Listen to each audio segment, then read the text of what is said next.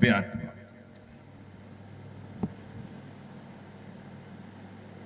उत्तम त्याग धर्म, त्याग भी हो तो उत्तम हो, और उत्तम त्याग वही है कि इस हाथ से दिया जाए तो इस हाथ को भी पता नहीं चलना चाहिए। उत्तम त्याग वही है कि जो हमारे पास है उसका पूर्णतः त्याग, एक कण भी अपने लिए नहीं बचाना, वो उत्तम त्याग। दान तो अंश रूप में होता है और त्याग पूर्ण रूप से होता है। दान से सिर्फ पाप का प्रायश्चित होता है, लेकिन त्याग से दान का पाप का क्षय होता है। दान से सिर्फ पाप का ब्याज चुकता है, लेकिन त्याग से पाप का मूलतः क्षय हो जाता है। इसीलिए पूजा में भले हमने त्याग की महिमा पढ़ी हो कि दान चार प्रकार चार संग को दीजिए, धन बिजली उनहार नरभौला हो, एकदम सामान्य कथन है। यहां पर उत्तम त्याग की चर्चा है। किसकी चर्चा है? और जो त्याग है वो त्याग निश्चित रूप से साधुओं का आभूषण है। साधु ही त्याग के शिखर पर आसीन होते। माना कि पूजा में लिखा है, बिन दान श्रावक साधु दोनों लहे नाही बोध को। क्या दान की बात है तो श्रावक और साधु दोनों दाता है।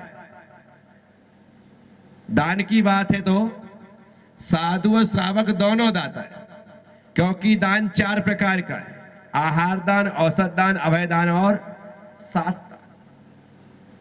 मैं आहार नहीं देता हूं, आप आहार देते हैं। मैं औसत दान नहीं देता हूं, आप औसत दान देते हैं। लेकिन मेरे द्वारा अभय दान समस्त जीवों को दिया जा रहा है और जिनवाणी के प्रवचन के माध्यम से ज्ञान दान आपको लगातार दिया जा रहा है। तो साधु जो है वह शास्त्र दान, ज्ञान दान और अभय दान को विशेष रूप से देता है। श्रावक जो है वो आहार दान और औसत दान को विशेष रूप से देता है। लेकिन यहां पर एक बात विशेष रूप से समझने जैसी है कि कोई भी दान करो, चारों प्रकार के आहार दान का फल प्राप्त होता है। कोई भी दान करो, क्या आहार दान दो तो चारों प्रकार के दान का फल मिलता है, औसत दान दो तो चारों प्रकार के दान का फल मिलता है, ज्ञान दान दो तो चारों प्रकार के दान का फल मिलता है, और अभय दान दो तो चारों प्रकार के दान का फल मिलता है। आप कहोगे कैसे? यूं समझो जैसे, कैसे? आहार दिया तो आहार जो है वो हमारी क्षुधा को तो मिटाता ही है, लेकिन हमारे रोगों को भी दूर भगाता है, हमें स्वस्थ करता है, ताकत देता है, एनर्जी देता है। यदि भोजन ना मिले तो आदमी यूं बीमार हो जाए। क्या हो जाए? तो इसीलिए आहार दान देने से औसत दान भी हो जाता है, क्योंकि आहार लेने वाला साधु स्वस्थ रहता है, आहार ग्रहण करने वाले लोग स्वस्थ रहते हैं। फिर जब मैंने आहार औसत दो दान ले लिए हैं, अर्थात मुझे मिल गया है, तो अब निश्चित तौर पर यदि मेरा पेट भरा है, मैं स्वस्थ हूं, तो अध्ययन अच्छा होगा, पढ़ाई लिखाई अच्छी होगी, तो आपने ज्ञान दान दे दिया। क्या दान दे दिया? जब मेरा शरीर में ताकत रहेगी तो मैं देख करके चलूंगा, जीवों को बताऊंगा, अन्यथा उठने बैठने की ताकत नहीं है, तो मैं उस आहार दान से क्या हो गया? अभय दान भी हो गया। ऐसे ही औसत दान, कोई व्यक्ति अस्वस्थ है, आपने औसत दे दी है तो स्वास्थ्य उसको मिल गया है। अब औसत दे दी है तो अभी तक बेचारा जो आहार करने की इच्छा नहीं होती थी, खाली लौकी गिलकी की सब्जी, खिचड़ी और दलिया में काम चलाता था, स्वस्थ हो गया तो अब पूरा आहार भी लेगा। और वही ज्ञान और अभयदान उसको मिलने के बाद, तो हर दान के माध्यम से चारों दान सिद्ध होते हैं। चारों दान, किसी को जीवन दे दिया तो जीवन देने से बढ़कर के कोई दान होता है क्या? अपने आप जीवन दोगे तो आहार औसत सब दान उसके अंतर्गत आ जाएंगे। ज्ञान जिसे मिल गया, अब क्या चाहिए? इसलिए ज्ञान को हमारे आचार्यों ने अमृत कहा है। क्या कहा है? ज्ञानामृतम भोजनम। क्या कहा है? ज्ञानामृतम, ज्ञान रूपी अमृत ही जिसका भोजन है। तो अमृत कौन सा? ज्ञान का ही है। इसलिए भोजन तो मुंह से किया जाता है और अमृत कान से पिया जाता है। अमृत कान से पिया जाता है। जब हम छेड़ाला जी पढ़ते हैं तो वहां कहते हैं, जब मुनिराज बोलते हैं तो पंडित जी लिख रहे हैं, जब मुनिराज कहते हैं तो मुख चंद्र ते अमृत झरे। क्या हो रहा है? मुख चंद्र ते, पर मुख रूपी चंद्रमा से जो अमृत झरता है वो अमृत ऐसे नहीं पिया जाता है, कान खोल करके पिया जाता है। कैसे पिया जाता है? कानों से। तो वाणी का अमृत कान से पिया जाता है। पानी मुंह से और वाणी कान से। ठीक, इसीलिए अपने कान हमेशा खोल के रखो।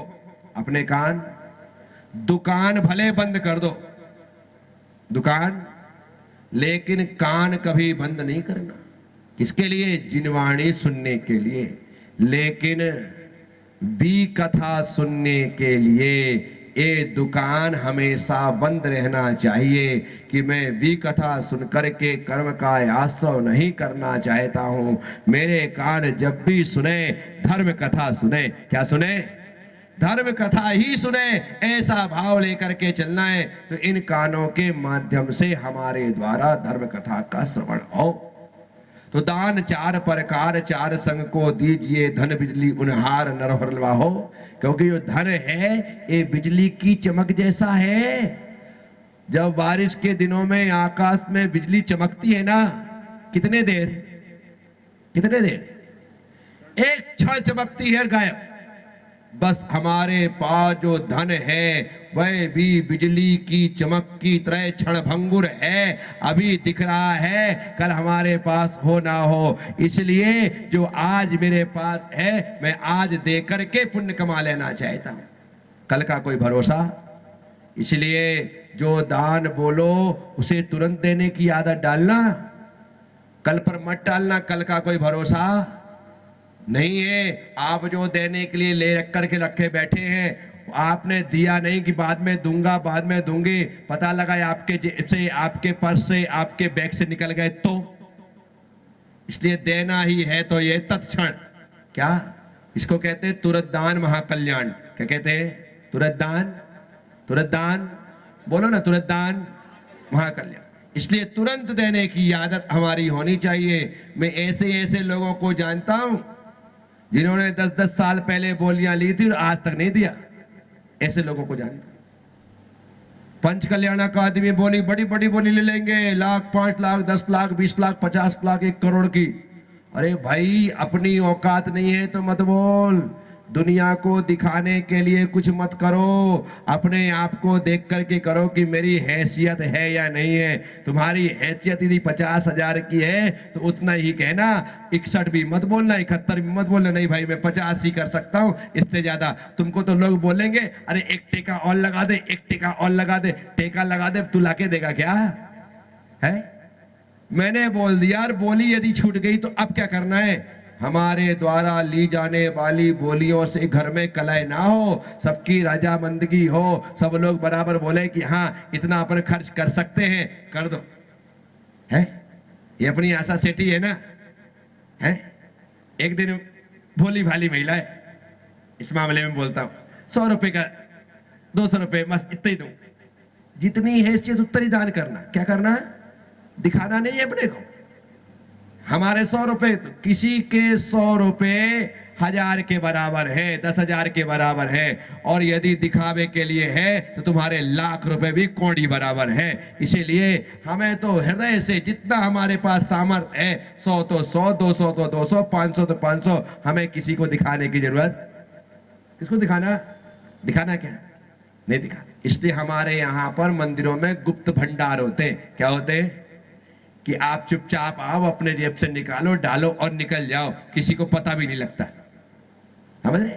तो ये व्यवस्थाएं हैं। हमें अपने द्वारा जो हम कमा रहे हैं, जो हमारे पास है, यदि हमारे पास इतना है तो उतना ही बहुत है। आप ज्यादा दोगे तो ही दान कहलाएगा, ऐसा नहीं है। मैं तो कहता हूं 1 रुपए देने वाला भी दानी है। क्यों? क्योंकि उसने जो 99 थे उसको 1 रुपया देकर के 100 कर दिया। क्या कर दिया? 100 कर दिया। अन्यथा वो नहीं दे रहा था, तब तक तो वो 99 ही थे। तो उसने हमारे भंडार को बढ़ाया ही बढ़ाया है। तो जितना हम कर सकते हैं उतना ही कर। कितना करना? और शक्ति है और फिर भी नहीं कर रहे हो तो भी गलत। क्या? शक्ति नहीं है और शक्ति के हिसाब से दे रहे हो, और शक्ति है कि तुम ज्यादा दे सकते हो और फिर भी नहीं दे रहे, तो भी आप गुनहगार हो, अपराधी हो। कि आपकी सामर्थ्य देने की है 10,000, 20,000, 50,000, और आपको लग रहा कि अरे सामने वाले ने इतने दिया तो मैं ज्यादा क्यों दूं, मैं भी उतने दूंगा। आप देखना मंदिर में जो लागा लिखते हैं ना, यहाँ पे क्या बोलते? लागा ही बोलते। लागा लिखते हैं अनंत चतुर्दशी के दिन, साल भर का लागा लिखा जाता है। अब जब लागा लिखा जाता है तो उसमें देखते हैं, सबका देखेंगे, अरे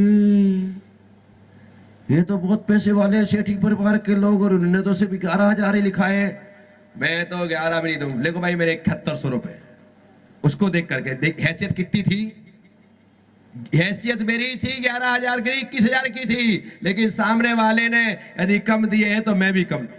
इन्होंने 1100 लिखवाए तो मैं भी 1100 दूंगा और कम ही दूंगा। इतने बड़े लोग ऐसा लोग सोचते नहीं। मुझे अपनी शक्ति को देख करके दान करना है। मेरी शक्ति 500 की, 500 की, 1000 की, 1000 की, जो ऐसी शक्ति वैसी शक्ति के हिसाब से दान करो। कभी भी दान हमारे लिए भारी नहीं पड़ना चाहिए। क्या नहीं पड़ना चाहिए? कई लोग होशियारी में मारे जाते हैं। कई लोग, मैं बहुत से लोगों को जानता हूं, बोली तो बोल दी, उसके बाद अब यहां वहां भागते नजर आ रहे हैं, मना करते नजर आ रहे हैं। कह रहे भाई तुमको जरूरत क्या है, दे देंगे, कोई खा के थोड़ी भग रहे हैं। और जब कभी नहीं देते, खाए भी लेते तो खाया ही तो धर्म का ही तो खाया, पाप का थोड़ी खाया। क्या बोलते? धर्म का ही तो खाया है। वाह भाई, नहीं, कौन क्या कर रहा है आपको इसकी परवाह नहीं करना है। मुझे तो अपना ध्यान रखना है कि मेरे द्वारा कभी भी कोई गलत कार्य ना हो, इसे सोच करके हमें चलना है साथियों। इसीलिए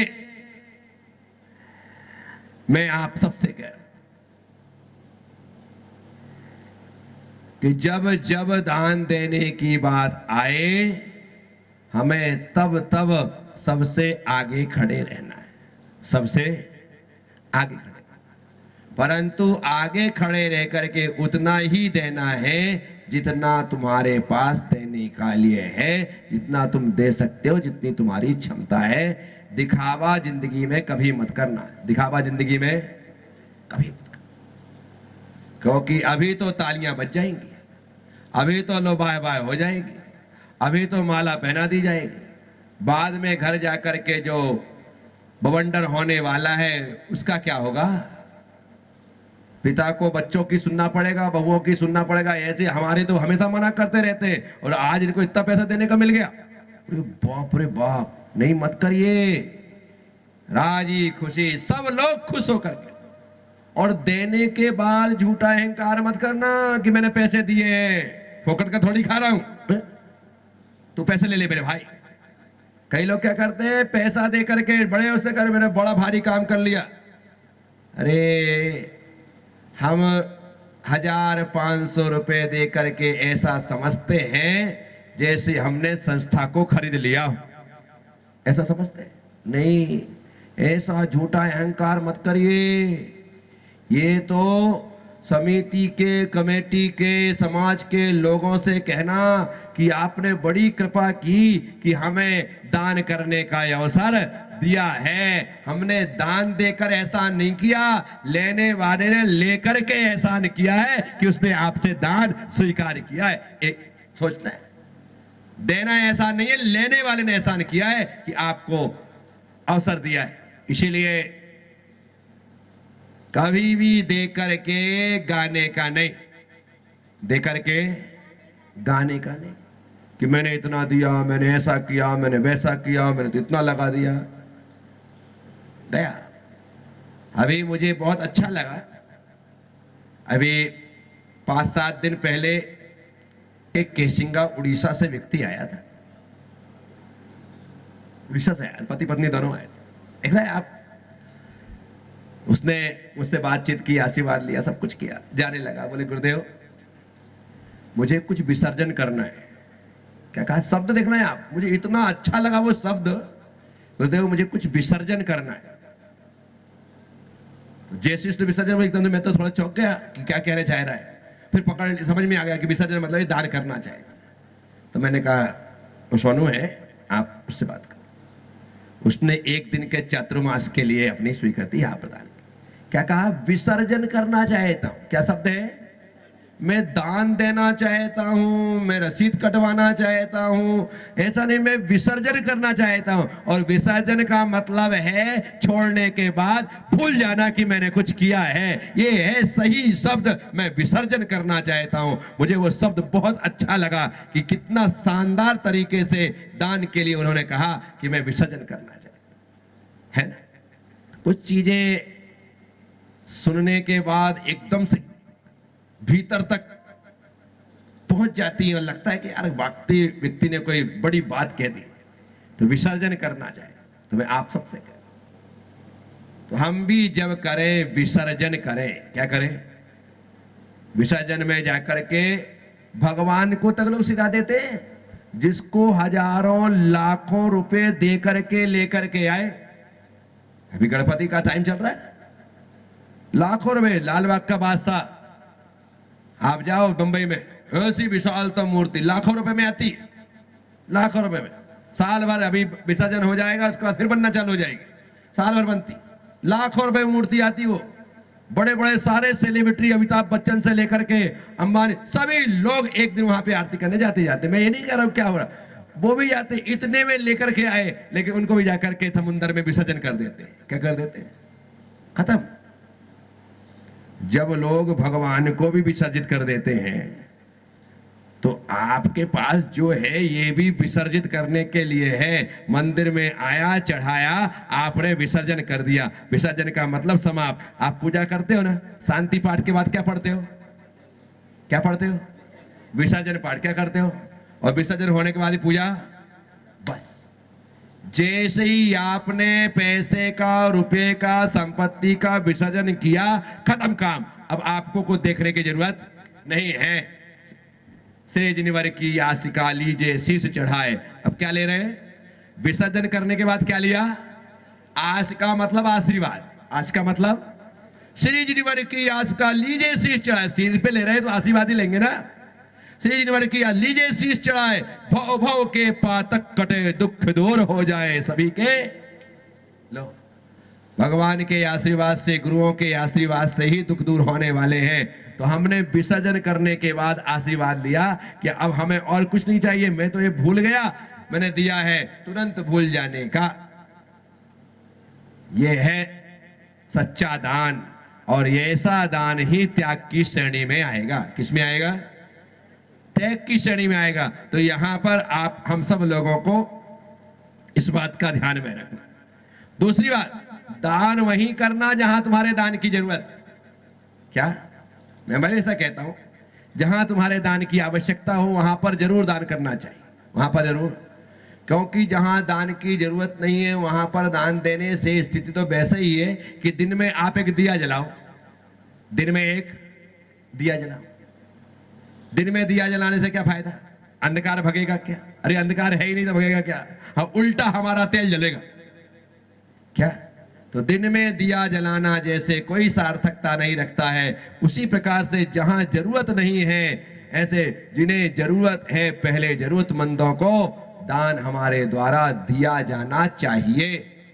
जहां पर भी लगे परमार्थ के लिए, धर्मार्थ के लिए काम है, मंदिर बन रहे हैं, मूर्ति आ रही है, पूजा हो रही है, विधान हो रहा है, प्रतिष्ठा हो रही है, लगता है कि यहां देना है, वहां दो, कहीं कोई गौशाला में देना है, कहीं विधवाश्रम में देना है, कहीं अनाथाश्रम में देना है, कहीं वृद्धाश्रम में देना है। जहां भी लगता है कि यहां दिया जाना चाहिए तो वहां पर अपनी हैसियत से थोड़ा ज्यादा भी दो तो भी चलेगा, लेकिन आप ऐसे स्थान पर जरूर हमेशा देते रहो, आपको साथी से पुण्य की प्राप्ति होगी। तो इसलिए दान वहीं करें जहां उसकी जरूरत है, क्योंकि दोपहर में जलाए गए दिया से अंधकार नहीं अपितु तेल ही जलता है। समाप्त। साथियों, त्याग तो करना ही पड़ेगा। त्याग के बिना आपको एक श्वास लेना हो ना, एक श्वास लेना हो तो एक श्वास लेने के पहले एक श्वास छोड़नी पड़ती है, एक श्वास छोड़नी पड़ती है, तब जाकर के वो श्वास ली जाती है। आपको नहीं, जो मेरे पास है मैं उसे छोड़ूंगा नहीं और नहीं लूंगा, तो ऐसे काम चलता नहीं है। इसीलिए आप अपने लक्ष्य को देखो कि आपका लक्ष्य कैसा है। यदि लक्ष्य बड़ा है तो त्याग भी बड़ा करिए। लक्ष्य बड़ा है तो मेरा लक्ष्य क्या है? मोक्ष जाना। मेरा लक्ष्य क्या है महाराज जी? लक्ष्य क्या है? क्या लक्ष्य अपना? मोक्ष हमारा लक्ष्य है। तो बड़ा लक्ष्य हमने लिया तो बड़ा त्याग किया। क्या किया? बड़ा लक्ष्य, मोक्ष का लक्ष्य बना। इतनी बड़ी चीज चाहिए, हम कहें कि छोटे मोटे त्याग से मोक्ष मिल जाए। जैसे तुम एक बादाम लेकर कहते मोक्ष फल प्राप्त है, फलम प्राप्ते स्वाहा। अरे एक बादाम में यदि मोक्ष मिलने लग जाए तो फिर तो भैया हमने बड़ी गलती कर दी।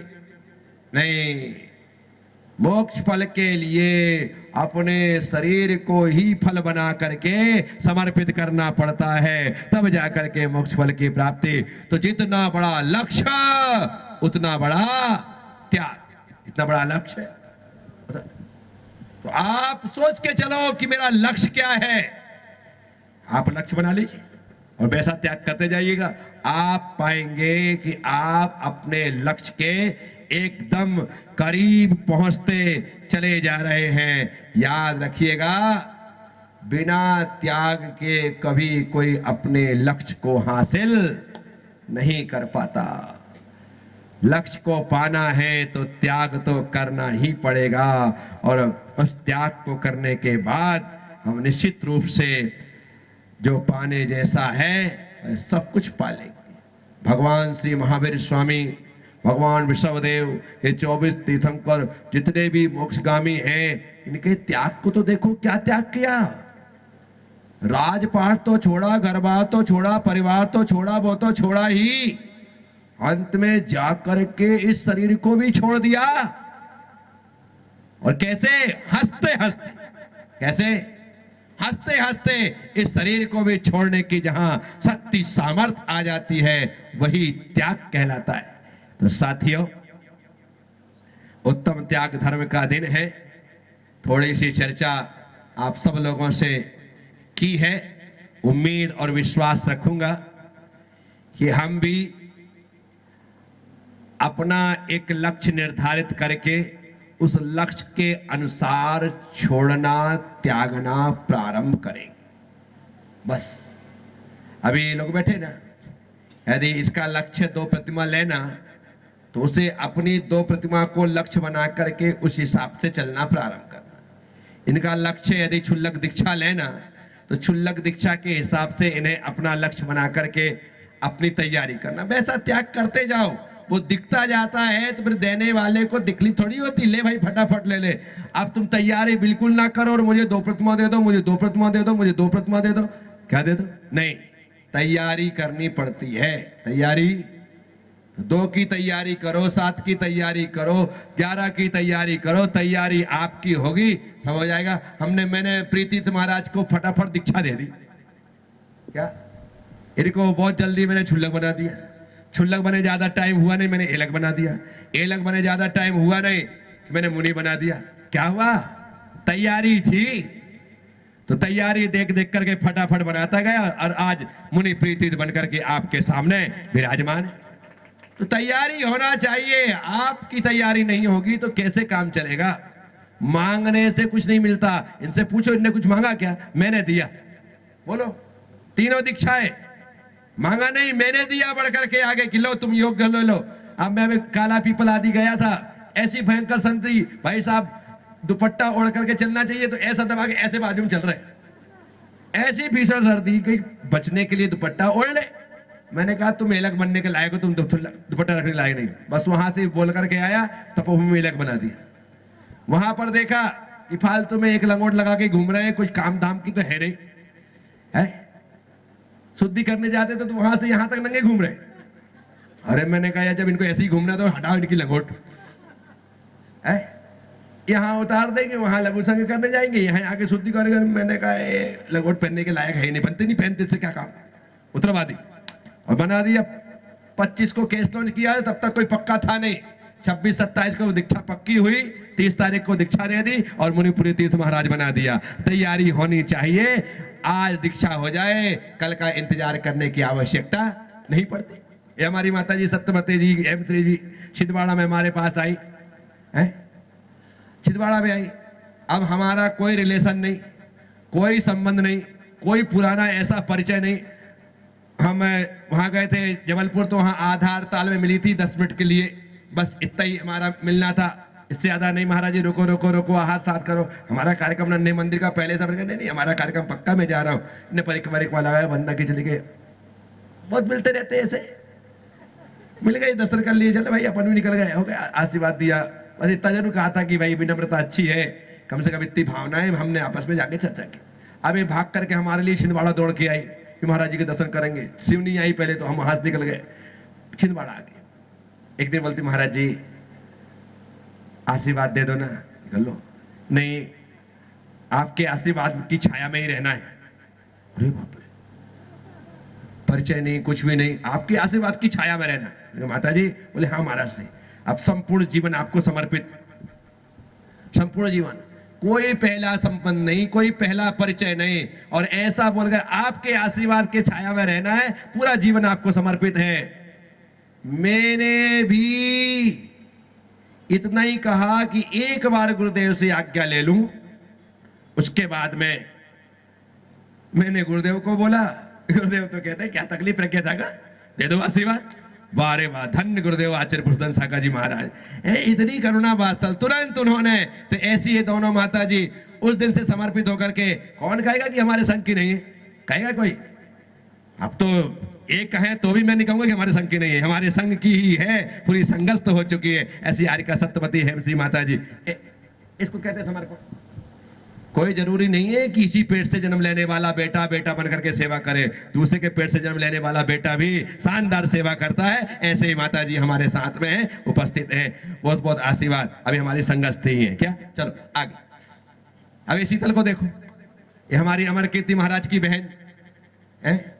अब रहना चाहिए उनको उनके पास, लेकिन हम दोनों का याराना दोस्ती इतनी शानदार की पूछो मत। हम गोमटेश्वर में मिले, बस इसको ना जाने क्या भूत सवार हुआ कि बस मुझे आपके साथ रह करके पढ़ना है।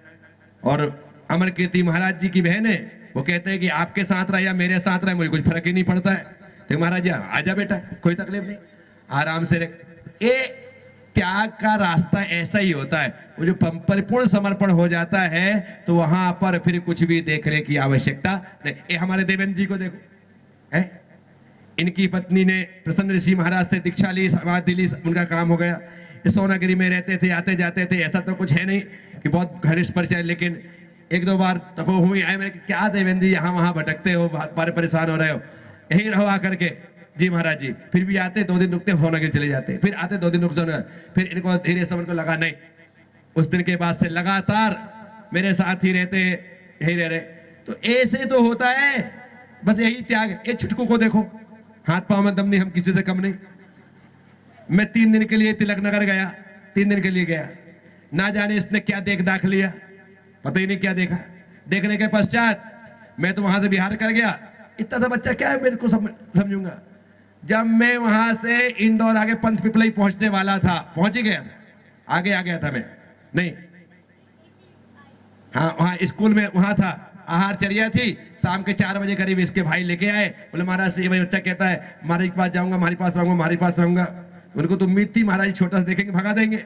मैंने कहा रहना चाहता 4 दिन छोड़ दो, खेलेगा कूदेगा, बाद में ले जाना। को भी आश्चर्य लगा कि भाई कैसे बोल दिया। लो 4 दिन के लिए बोला, वो भी हकीकत में छोड़ के चले गए और ये आज तक यहाँ पर है। ऐसा होता है। ये हमारे प्रवीण को देखो, ये मैं सब इसलिए बता रहा हूं कि ऐसे आए हैं। ये बिल्कुल डेली सुबह मांगलिक पाठ में आने का इसका नियम, डेली का नियम। भले आकर सोए लेकिन आएगा जरूर उठ करके वहां आना।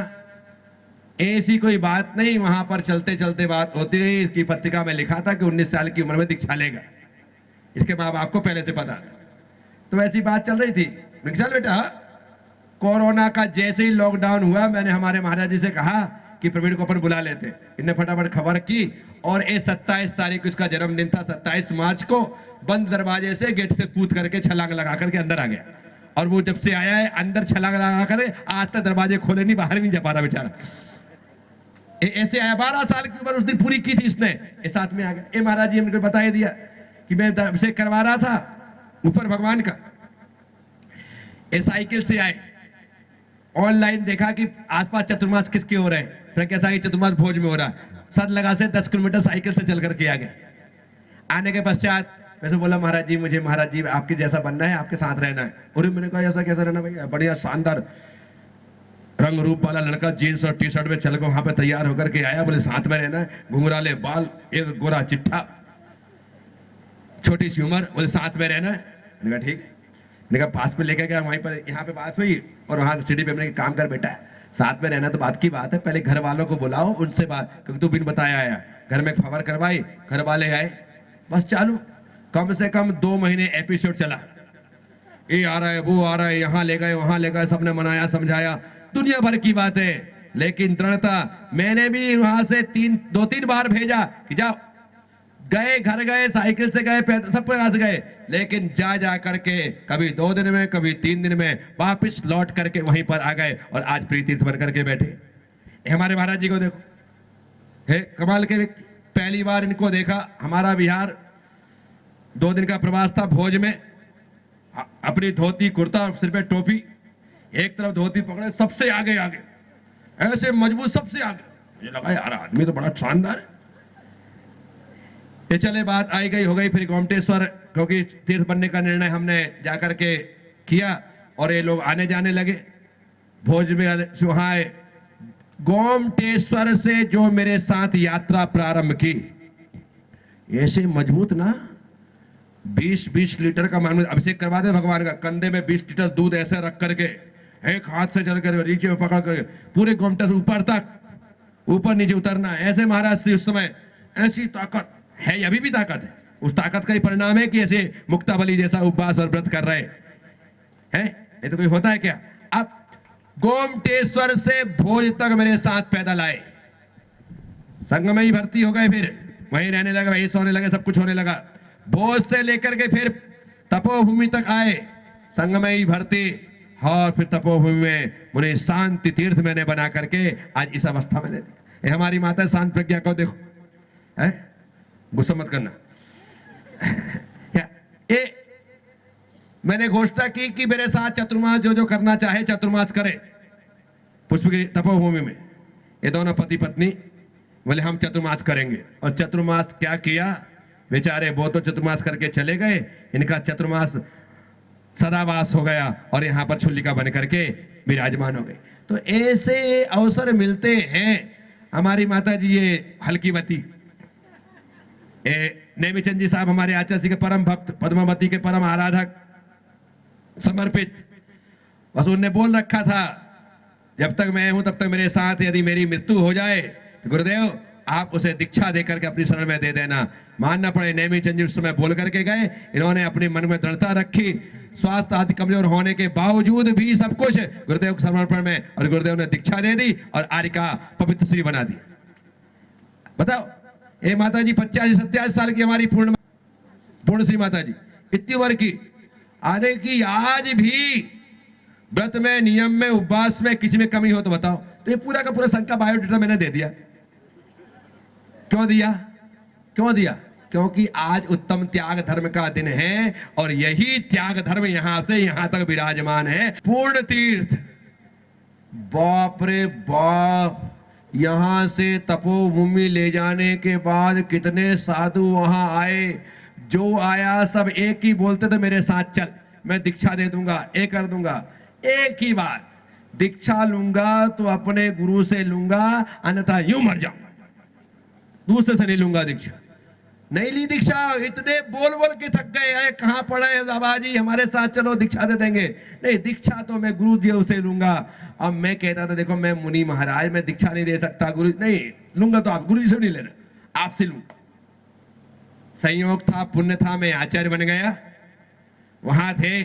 मुझे लगा कि यदि मैंने दीक्षा नहीं दी और समाधि हो गई तो इनके मन में भावना अधूरी रह जाएगी।